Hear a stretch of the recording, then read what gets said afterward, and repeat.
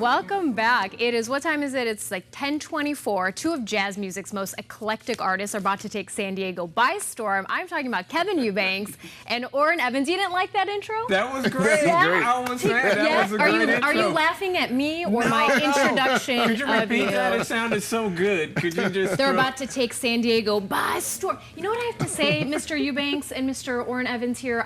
We just played a little, what do you call it, a riff? I don't know music terms. Riff, that'll work. From your record, and you both didn't recognize it. You're like, is that us? We're playing a lot of music. And said, what's the bridge on that? Where's that go to A flat to G? No, I'm Thanks giving for pointing you a hard that time. out. I know. Really Thank you for putting this on blast. I am a journalist, and I do point these things out. No, I'm giving you guys a hard time. First of all, thank you both for being here so early in the morning. You guys have a show tonight in La Jolla. Right. Sold out, Right. by the way. Oh, that's good. That's good news. That's good. Would you pay off to buy lots of family and friends coming to the show? Well, you know, I had to call some favors in and stuff like that. You guys seem like such long-term friends. You've got your first debut album together, though, the Eubanks-Evans Experience. Give us a little bit about your background. Born and raised in Philadelphia by way of Trenton, New Jersey. But when I got to Philadelphia, I met his brother, and we moved to New York together. So that's how this connection started, with the Eubanks-Evans connection. Yeah. And also my parents knew his family. So we go way back. And, you know, now it's the opportunity to play some music and go out there and touch the people. Well, not physically, I know, but just, like, emotionally That's a speaking. different band. Yeah. That's a different experience. We'll talk about that next week. That's where the experience comes in. Well, I have to ask, so how long have you guys known each other? Do you remember your anniversary of when you first met? I do. He actually does it. When was that? I was still in school, and I came out to LA, and he had just started doing a Tonight Show. And I came in, and that's where I first met you. And I said, I'm Dwayne's friend, and we met that day. That's when we met? Yep, that was 30 years ago. Yep. Oh, man. Yeah. I feel like I'm the host of a dating show now. Like, Wow, how this is sweet. And you don't even remember. He didn't remember the song either. Yeah. Kevin, what's going on here? Well, I'm afraid to say anything now. I'm just, you know. You guys have such an easy rapport together. It's so nice. What took so long to, you know, have this album together, this record? He's been real busy playing with, you know, he has different bands. He's doing a lot of things. He's residence in the DC Music Festival for the next 2 years. He's going to be doing a lot of stuff for that, and you know, nominated for 2 Grammys. Well, and Orrin, what I think is so impressive is you, I mean, quote unquote, but you've never released under a major label. I use quotes because what does that matter? But you are such an entrepreneur and just so motivational to, I think, musicians across the board that you don't need certain things to be successful and impactful.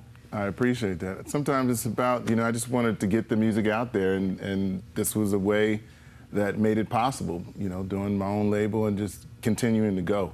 You know, no matter what. No, we're going to talk more about the record because this is why we're here, and I want to talk about, you know, the theme of it. I would be remiss if I didn't ask you. I mean, a lot of people know you obviously from your days as the leader over at the Tonight Show. Do you get annoyed when people bring that up? No, not at all.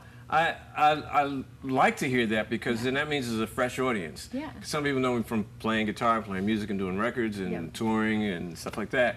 And so when you know, I was on the Tonight Show for a really long time, and people say, "Oh, do you have any records? Do you have any CDs?" You know, and some people think that that's not a good thing. I actually think that's a beautiful thing because that means it's another audience that's interested in wanting to hear the music. Exactly. So all of that, the more inclusive that the music can be, that's just great. And what we're doing now on You Bet Your Life, it's kind of strange because I'm used to having a guitar strapped around me and playing with a band and hanging with everybody. That's what I'm used to. Yeah. So now I'm turning into being a co-host, and I'm still trying to get better and better at it. And Jay and I, of course, we always have tons of fun. And don't ask me anything about cars because I know nothing about cars. So I have to ask, let's before we wrap, let's talk about the album. Let's talk about where the motivation came from and really just kind of the experiences that you want people to feel when they're listening to this. This was born out of a live performance. We played in Philadelphia, and we said, let's just do a duo concert. And we really enjoyed the way it sounded, and said, let's go back in the studio and add some more things to it. So it was really just an opportunity that came to us from a live concert, and really just hope the people enjoy it. And you know, someone called me the other day and said, this song reminded me of this moment in my life. You know, and that's what's important, that we remind them of a special time in their life with this music. Much of like that time when you first met Kevin, right? That time. Is there a song on that album? I hear music in the background when you talk like that. It's like, where are the strings? Like a harpsichord. We met, and how, wow, it's just a wonderful experience. You guys, the show tonight in La Jolla is sold out, but you guys are touring. Where can people get the Eubanks Evans experience? All your internet places and stores, you know, and also imanirecords.com. You can find it, and just go out there and find it.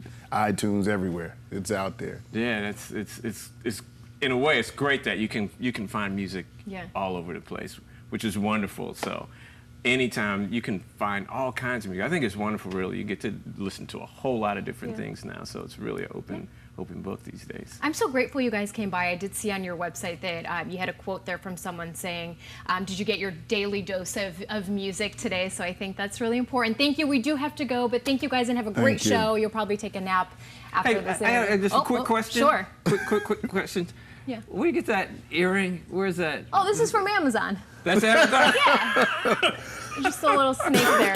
My poor producer is gonna chastise me after this because he's been rapping me for 5 minutes. But I just want to keep talking to you guys. That's it. Yeah. We gotta go. Come on out to the toss gig. to break. Say we'll be right back. You're co-hosting. We're coming back. We'll be right back. And you don't even. Oh, the people that are coming on right after this. Stay tuned.